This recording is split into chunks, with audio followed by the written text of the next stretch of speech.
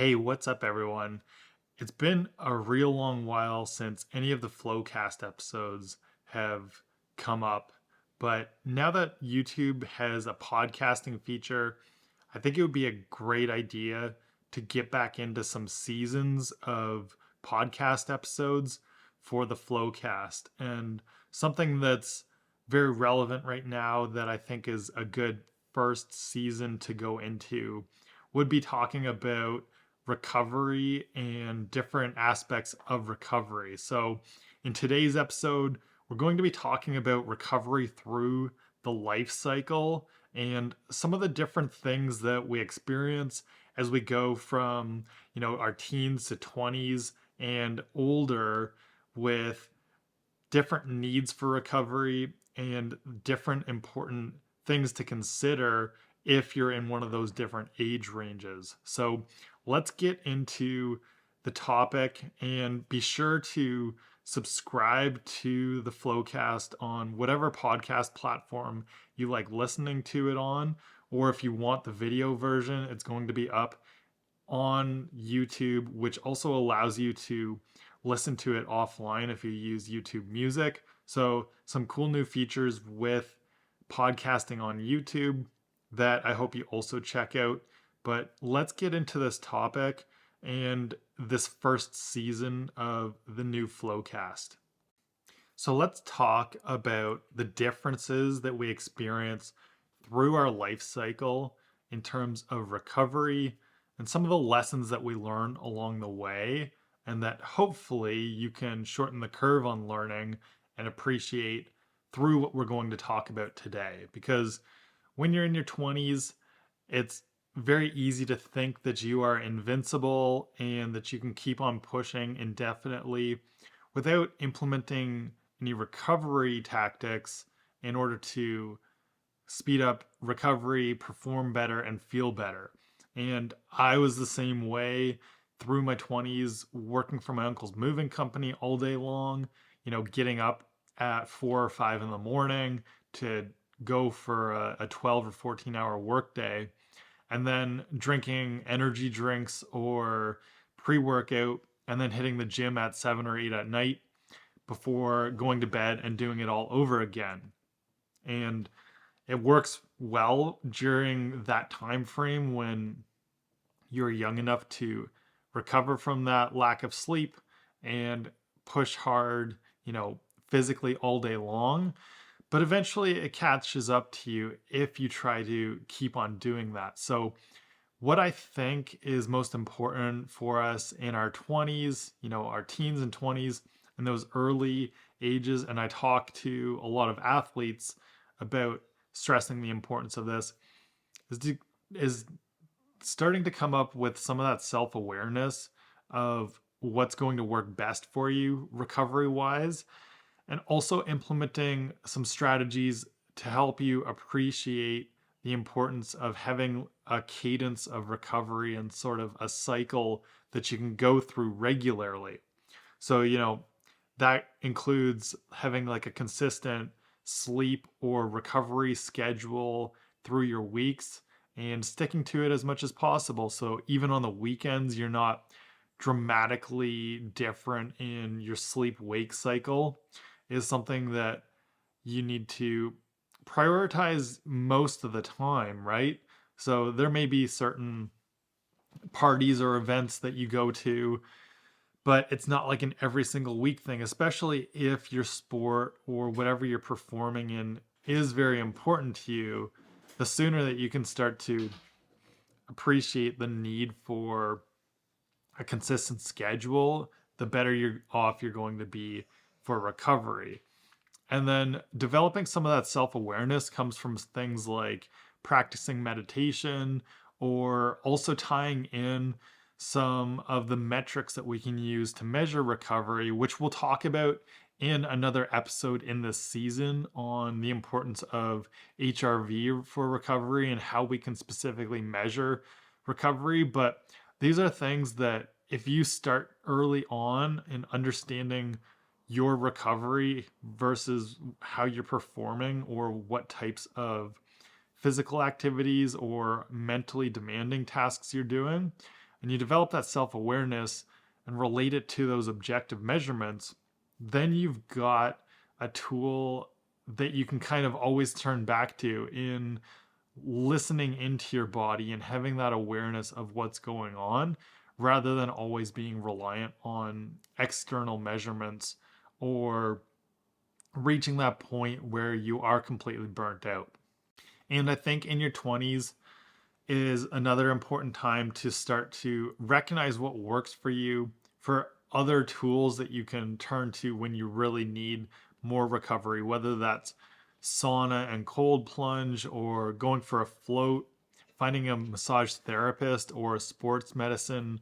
practitioner that can help you with these different active recovery techniques that are going to enhance your ability to get back to baseline quicker, and also are going to be tools that are very handy if you ever do face injury and need something more extreme as far as recovery goes. And then finally, when you're in your 20s and, approaching 30s is also a good time to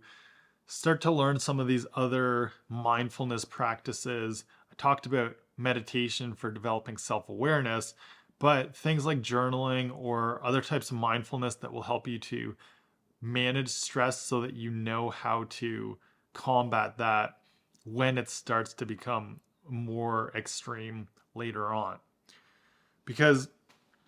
it seems like once we hit around our 30s or early 30s is where we start to realize that we're not as invincible as we thought we were in our 20s. This is when we may start to experience the effects of burnout because we're juggling many more stressors in our life. That could be demanding careers, relationships, children, leaving little time in our schedules for self care, especially if we haven't taken the time to adopt those routines in place in our 20s, is a lot harder to then try to fill it in later on when you're not already used to understanding how much it's going to benefit you, especially if you are still trying to perform physically through your 30s and want to remain healthy and improve your overall health span long term. Then it's important to know that we're not invincible, and also know that we've got these additional stressors that we have to balance things out with. So that could mean setting boundaries with our physical activities so we're not trying to push as hard constantly. I know as I competed in strongman over the years, it's something where you start out doing a lot of competitions, maybe almost every weekend or several per month throughout the competitive season. But as I went along and gained more experience there, I also started to do less regular competitions and prepared for those so that I'd have more recovery time, and also, just more like mental time to get amped up for those competitions maybe once or twice per year. And this boundary setting is also important so that you've got balance between your work life and your personal time. And that could be that those self-care practices. The important thing I think with boundaries to know is that it's not something that for most people comes natural or easy to practice saying no, or to apply your boundaries where you need to, but it is something that everybody can get better at. And if you're looking to improve your boundaries, I definitely recommend checking out the book Boundaries by Henry Cloud and John Townsend as a step-by-step guide to working through your boundaries. And it's a key aspect of this time frame of your middle ages or early middle ages of 30s and into 40s, where people aren't usually very good at their boundaries and need to get better, especially if they want to avoid burnout and keep performing at a high level.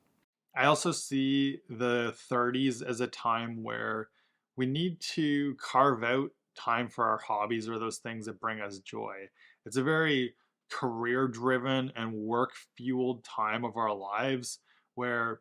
we're trying to, establish ourselves, kind of get solid grounding and get in place with, family structure, kids, home ownership, purchasing vehicles, like all these costs and expenses that are going to last us well through our adult life are things that we start to really, formulate in our 30s. But we need to keep in mind those things that bring us joy and help us to find flow on a weekly basis, if not daily, to balance out like the stress of these other aspects of our health and like our work life as well. So that's why I think it's important at this time in your life cycle to make sure that you have those stress relief valves in place with those things that you do enjoy. And even if they are very physically challenging, you can still incorporate these at a reasonable degree that it's not leading to more burnout, but it is helping you to appreciate life more and fit in recovery across the different dimensions of your health too by just having this variety there. And then there's other things that as we start to realize we're not invincible recovery wise in our 30s that we need to have in place are things like seeking support from friends and family or even professional help with therapy if we have different stressors that we're struggling to manage on our own, and keeping those non-negotiables or setting those non-negotiables in place for recovery to like that sleep that we were working on earlier, and knowing where your sleep needs are now, because usually we can get away with more sleep deprivation or pushing harder when we're in our 20s, and as we get a bit older and these other stressors start to pile up, I have found that sleep becomes even more important to prioritize. Usually, as you sort of level up your career too, and you're doing more cognitively demanding tasks, it requires that much more sleep support to recharge, come up with creative ideas and keep performing at your very best work wise, but also with sports or whatever. Like, because your recovery is not going to be as great as it was in your 20s,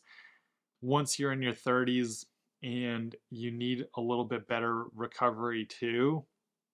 that's where sleep becomes that much more important. And knowing how to balance, again,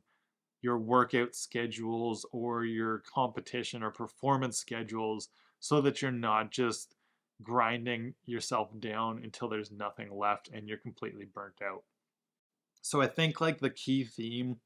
in our 30s is really about taking care of yourself and knowing that that isn't selfish. It's going to help you to build more long-term health and that health span over the rest of your life,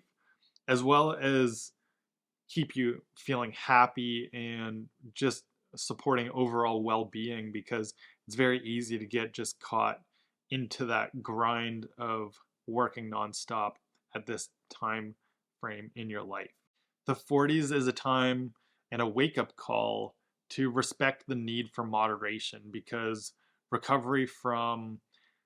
extremely demanding competitions or events is just going to take that much longer, and even just need to draw out between those max effort attempts, whether it's in the gym or in competition, just because of the way hormonal shifts happen and also just life cycle changes as well at this time. Like, usually, even into our 30s, is where we'll see professional athletes, for example, that are still able to push extremely hard. It becomes much more of an anomaly for somebody to be well into their 40s and still performing at a peak level. Somebody like Tom Brady, there aren't too many professional athletes that get past that 40-year-old mark, whereas we may still see a lot of late 30s that are still extremely competitive, even at the highest level. And I think this is an indication of things like those hormonal changes and that need for recovery, and also just how high of a peak you can get to past this 40-year-old mark. So that's where moderation becomes more important. You know, training for intense events may look like a lot more low impact type training that allows you to still boost those health markers, but you may not be striving for an all-time PR at this point. Although there are some things that do still seem to continue to improve throughout this time frame of our lives, like endurance and the ability to perform at a high level, like endurance wise, but maybe not maximal strength. And that's why we also see in sports that are strength based, the master's level usually starts at around 40 years old, because there is a big shift in peak ability for the majority of people. And because recovery changes so much at this point in time, this is where other strategies for boosting recovery or knowing what impacts your recovery the most may be important to include at this time. Things like limiting the consumption of alcohol or also caffeine, because those things could start to impact stress levels a lot more and make it that much harder to recover or perform at your very best. The key shift in the diet once we are in this 40 and over range is to know that our protein needs often increase because digestion and absorbability of protein goes down at this point in our life cycle. And so I find that most people are not very good at getting that 1 gram per pound of body weight kind of mark per day of protein. This is where you want to really focus that, and that's going to be important for recovery and preventing injuries at this point. And then just overall balance and moderation, with carbs and fats, and eating in a way that fuels you well and supports what your body needs most to perform. And then as we get past our 50s and beyond, is a time where things slow down even more and focusing more on recovery. This doesn't mean that competition's completely out of the question, but knowing how your cycle works as far as how many of those peaks you can sustain throughout the year, and looking at things like hedonic calendaring, which I've talked about in previous videos, so that you recognize that you're not going to be able to mount a huge nervous system response and spikes of adrenaline for competitions continuously throughout the year. There may be only a few instances where you can really just perform at your peak, and then you need to give yourself plenty of recovery time in order to bounce back and also stay in a more flow prone state. Because if we're constantly seeing these huge peaks and then dips in our nervous system activity, that just kind of throws your whole balance and state of flow out of alignment. And so it becomes that much more important in our 50s and beyond to respect these cycles and slow down so that recovery is still the main focus. This also includes having solid stress management practices in place and having that full team of support around you, whether it's medical doctors or keeping in check with how your markers of health span are looking, so that you can continue to perform at a high level based on what you want to do throughout the rest of your life cycle as well. So I've known lots of people, even into their 50s, that continue to do amazing athletic events, even in the strength world, there are some high level strongman competitors that have been 50 or older that are still performing at a world class stage. So it's not something that's out of the question. It's just knowing and appreciating the importance of recovery that comes in to play, which I think is even more key at that point, because